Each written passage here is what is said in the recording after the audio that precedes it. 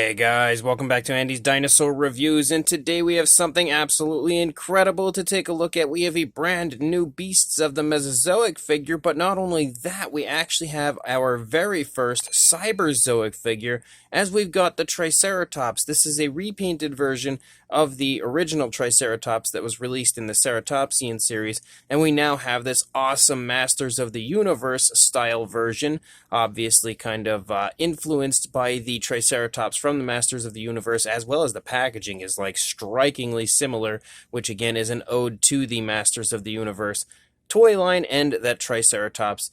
And I think it looks incredible, honestly. Not only the figure itself, because you can't really see it too well, being that it's kind of back there behind the window area and stuff, and the glare's kind of annihilating our chance to see the figure a little bit.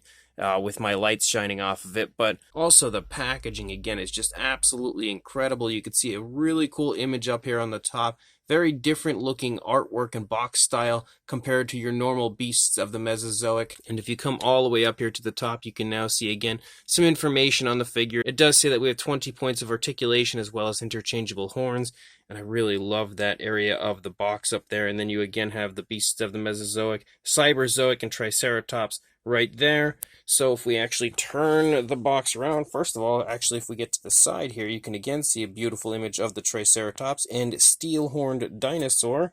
But if we turn it all the way around, look at how cool the back of the box is. That is just incredible looking. There's so many really neat images here on the back, as well as, again, yet more information on the Triceratops figure itself, as well as Cyberzoic over here to the bottom left.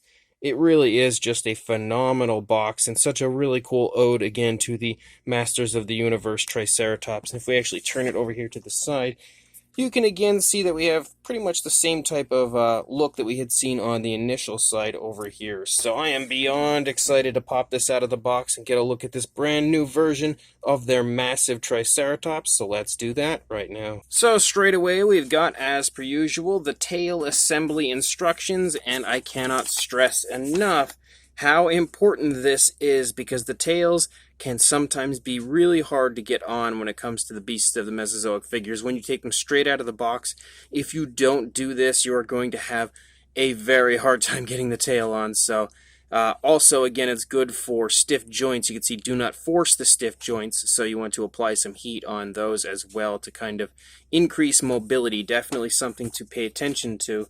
And then we also have ourselves the awesome card that you always get when it comes to the Beasts of the Mesozoic, but we have a Cyberzoic card, so that's very exciting, with insanely beautiful artwork there of the Triceratops. And then here on the back, we've got a little dino toy photography, as well as, again, the Cyberzoic Triceratops and some information on it right here. So, beautiful card as per usual. You can see it has a really nice kind of a glossy look to it, slightly as well. Very nice, very high quality feel to that card. And then on top of that, you've got the Steelhorn. So we've got some very cool alternate interchangeable horns that you can apply to your Triceratops to kind of give it that silver horn type of a look. Something that may or may not interest you, but they are included. And then the absolutely phenomenal and insanely massive Triceratops right here. We get the feet in some good positions, sort of. Not really that great, but that is absolutely gorgeous. This is another really nice version, potentially even nicer than the original version. I'm having a hard time deciding now, actually having this out of the box, if I like this one more or the original one more. I really, really love the coloration up there in the head and the frill of the Triceratops. That light green is absolutely beautiful. This is one figure that when I had originally seen the unveiling of, I was like, okay, it looks pretty nice, but I was pretty confident I was going to continue to like the original version more, but this one would be a pretty fun repaint. But now actually having it here, that opinion may have changed, because, and that's something that happens to me all the time, once I get a Beasts of the Mesozoic figure in hand, in person, and I can really see how beautiful it is, I always fall in love with these figures, and that's exactly the same case with this Triceratops. This thing is just incredible, honestly. Whether it's the sculpt, paint, the size, it doesn't matter, it's all fantastic on this Triceratops. So let's go ahead and jump straight to a closer look at this beauty right now. Now, sculpt-wise, I don't believe this Triceratops is any different compared to the original version. I think the sculpt is exactly the same. And after looking at the two briefly together, they do appear to be the same to me. Sometimes David will do things where he kind of slightly modifies or alters his figures when releasing them, but I don't pick up on anything personally that I can see on the Triceratops that is different. So that means that the only thing we really need to go over would be the paint job, the new paint job, because we have already reviewed the sculpt quite in depth with the original review of the Triceratops. So of course, if you are looking to see a more detailed review of the sculpt of the Triceratops, make sure you check out the original review, which I will include at the end of the video, and of course down in the description as well, so you can check out the other Triceratops as well. But as far as this one goes, color-wise, we've got some really nice greens here in the face of the Triceratops. You can see that we actually have, even though it looks like it's just one light tone of green, you can definitely see when you get close that there is some difference. There's some varying greens as you have lighter and darker tones. It appears as though we've had a nice kind of like a darker green, as well as some nice dry brushing of some lighter greens, which also really highlights the scales quite beautifully. You can see we have a very, very dark green here for the beak, coming down from actually the nasal horn down into the upper beak. And if you look at the lower beak, it is a dark green, but it's not quite as dark as the green that we see there on the top. So there's definitely some difference in the tones of color between those two. And regardless, they look beautiful. I love the way that the two different variations of greens play off of each other. But you can again see that the nasal horn does have that very, very dark green. And that darker green kind of runs up here and designs all through the face of the Triceratops. It looks really nice the way that they've painted that and kind of designed through. You can see it runs up and circles around the eye entirely. And if you get nice and close, you can see that we have a beautifully painted eye. It also has a bit of a glossy look to it. There's some white, browns, and blacks included within that eye of the Triceratops, which looks really good. Even some lighter greens showing up right there in front of the eye. And you can see more of the lighter greens showing up here on the side of the face of the Triceratops, again, before we design back to that very dark green as we lead up here into the frill. Now, as we do that, as we lead up here, you can see that we also have another variation of a darker green, which you also see briefly right here, but you can see a darker green right here, and then the even darker green kind of designing through. So you've got your fair share of darker greens throughout this entire figure. And this color, it looks, honestly, I don't know if it's been dry brushed with a black over the green, but you can see like variations of blacks and greens because it's so dark. It really does have a black look, like really black for sure up here. But when you look at it in the beak, you can see some elements of greens, and I can see that up here in the horn as well. But as I lead back here, I start to see more black than green. So pretty cool how that kind of changes back and forth. As we lead up, though, into the upper part of the frill, it 100% is a black. Now, you can see that we have some very dark blacks that kind of stripe down from the upper part of the frill, and you can also see that we have that gorgeous lighter green down here, and due to the darker green running along the outer edge of the frill, and then that lighter green and that black kind of striping in, it just looks so flashy, so appealing to the eye. Absolutely incredible paintwork as far as that goes. And then you can also see as you lead out into the horns of the Triceratops, they as well have that darker green, but there's also a lighter green that you can see kind of blending back and forth. The way that they've painted it definitely looks really cool. It gives it a nice realistic and lifelike appearance. As we turn the Triceratops around and take a look at the opposing side, you can see everything looks beautiful over here, pretty much just as nice as we had seen on the initial side. If we actually go up here to the top, you can see that lighter green runs down here along the upper part of the head and actually leads up into that nasal horn briefly right there. But you can see everything again looks pretty much the same over here as it did on the initial side. Beautifully painted eye, and again that really, really cool, very flashy looking coloration and paintwork to the frill. You can also see how that black kind of runs around the border, the outer edge of the horns right here as well, so that looks very cool. As you start to lead back here into the neck, we continue to have that really dark green that's been dry brushed over, it looks like, with that lighter green. I don't know if it was a dry brushing or if it's a wash, but however they applied it, it really highlights each and every scale through the entire Triceratops and really makes everything detail-wise pop so nicely on this Triceratops. As we lead up here, though, to the back, you can see it very smoothly transitions to a very dark green along the spinal column, but just generally the entire upper back of the Triceratops. And you can also see that here as we lead back into the rear of the frill. You can see that we basically just have a dark green here, although I can see some slight differences in lighter greens, but you can see it's a little more obvious as far as like the mixture of darker and lighter greens here as you move down a little further before transitioning entirely to that very dark green in the back area. And then as you move down the course of the leg, you can see how the dinosaur kind of transitions back and forth between lighter and darker greens, and how all of, again, those scales just pop beautifully throughout. Very dark green foot as well, and you can see that the nails even have a green, as they have a nice lighter green, and they are perfectly painted, and they also sport that very nice gloss coat like you usually find on the beasts of the Mesozoic figures. Again, you can kind of just get a good idea of how nice the greens and everything look through the course of the Triceratops. And then you lead down here into the thigh, and as you move down, you could just see so many different variations of like lighter and darker greens and how they kind of just transition back and forth. It looks really neat. And as you move down, you can again see how we darken to that foot again with the very nice, very light green nails on our Triceratops. Look at how nice they look. Again, perfectly painted. It does not get any better than that. And then you lead out here into the tail, and you can see how this darker green up here just pretty much transitions away as we reach out into the tail. And we have a different variation of a darker green that we see up in the face. Actually, it's that darker green that kind of runs around the outer edge of the frill, and that kind of overtakes the entire tail, although you can see that there is a dark wash applied to it as well. So again, it continues to highlight all of the scale detail perfectly.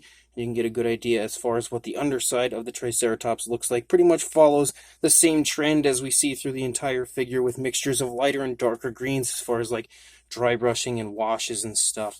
And then of course everything over here is going to look pretty much the same as what we had just seen on the initial side, but that just means that it's gorgeous over here as well. And then you of course have the horns that we were just speaking of. When it comes to the Steelhorns, you can see that they are a very nice looking silver. They start out with a darker green and transition to kind of like a silver, and if you take the horn off the Triceratops that's on currently, you can now get a good idea of the difference in the horns. Not only the coloration, but also the shape of the horns is a bit different. As you can see, this is more of a straight out horn, whereas this one has a nice curve to it. So very cool to have some difference when it comes to the horns of the Triceratops as well. Let's pop these on really quickly. We can get a nice well-lit look at the alternate horns and that very cool kind of silvery look that we have for the Triceratops' horns.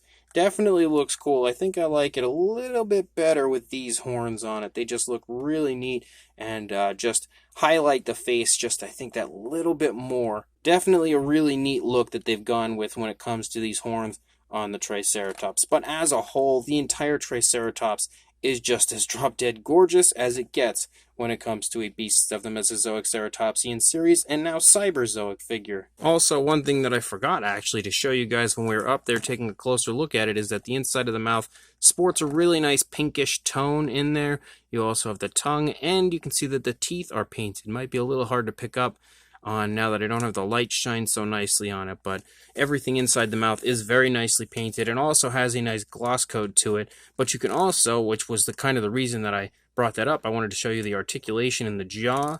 So you've got really nice, really smooth jaw articulation. You also have articulation right here in the neck. So you can kind of turn the Triceratops head, make it go up and down a little bit. And also right here as we reach into the body, which allows for, again, even more posability, especially once the two are combined. You can create some really nice positioning for your Triceratops. As you move back, you do have articulation right here, as well as in the elbow, and that is super stiff. Now that's exactly what they said in the instructions earlier. Do not force stiff joints. So since that is so stiff, I'm going to have to warm that one up before articulating it, but obviously it does articulate in the elbow as well as down here in the wrist, which you can see can go forward and back and also swivel very nicely. This can also swivel, and it is swiveling, but the joint you can see right here where it would move forward and back is so stiff currently that I don't want to force that. You also have articulation in the midsection, so you can turn the entire body of the Triceratops very nicely. You can also go up and down. And there is also normally articulation in the tongue of the Triceratops as well, which is just another area of articulation. Then you've got the hip, which it's not too stiff, moving a little bit. We also have the knee, which is a little jerky currently, but it's moving. And then you've got two areas as you reach into the ankle to help kind of maneuver that foot to give it a really lifelike and realistic bend in the ankle, especially when you're kind of creating like running poses and stuff for your Triceratops. That articulation is really going to come in handy. And then, of course, the articulation of the tail, which can go left, right, as well as up and down. Quite a bit of mobility in the tail for the Triceratops as well. Now, when it comes to his size, trust me, it's massive. However, if you have watched the review of the original Triceratops, you're already going to know basically what the size is. We will measure it regardless, because why not? So for a length, about 17 inches or around 43 centimeters, and then for a height, you are looking at about 7 3/4 inches or around 19.5, closing in on 20 centimeters for the height. So very, very big overall.